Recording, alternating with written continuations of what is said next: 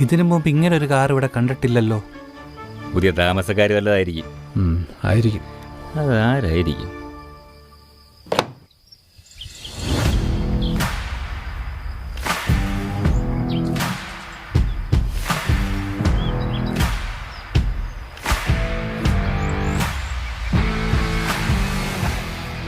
ഗുരുവായൂരിനെത്താൻ സമയമായിട്ടില്ലല്ലോ. ഇവിടെ എവിടെയോ വെച്ചായിരുന്നു കല്യാണം. എന്നെ ചതിച്ച ദ്രോഹി. എവിടെടാ നിന്റെ